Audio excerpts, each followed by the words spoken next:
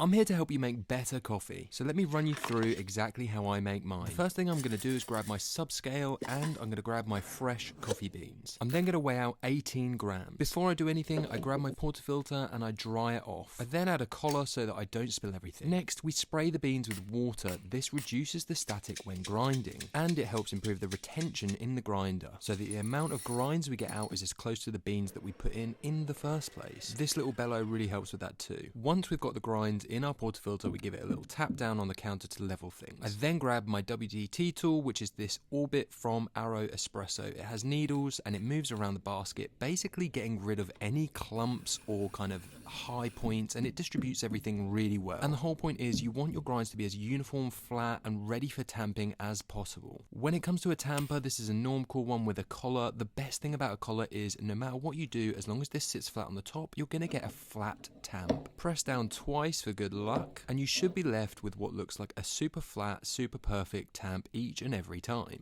The last step of my puck prep is a puck screen to keep things nice and clean. Next I grab my cup, my scales, and I grab my milk pitcher. I'm using full fat milk, which is just my preference, and I always pour it into the pitcher before I start doing my espresso because I want to be as quick as possible. I use a set of scales because I want to be accurate with my output. These scales are from Laybird and they automatically zero. My preferred method is to hold down the button so that I get the maximum pre-infusion each and every time. You can see that I get a really nice uniform shot of espresso which finishes up at 25 seconds for 40 grams. When it comes to steaming, this is really important. Turn your steam one on first. Look at all that water coming out. I don't want that in my milk. I run my hand slightly underneath, make sure I'm getting nice dry steam. Then you quickly turn off the steam one, turn it back on, but only once it's inside your milk. If it's not, then you'll get a ton of bubbles, which is awful. You're aiming to add little hisses of air and create a nice whirlpool. Next, this is important, turn it off whilst it's still in the milk. Don't pull it out too soon or it will still put loads of bubbles in. Lastly, clean it. It needs to be wiped each and every time.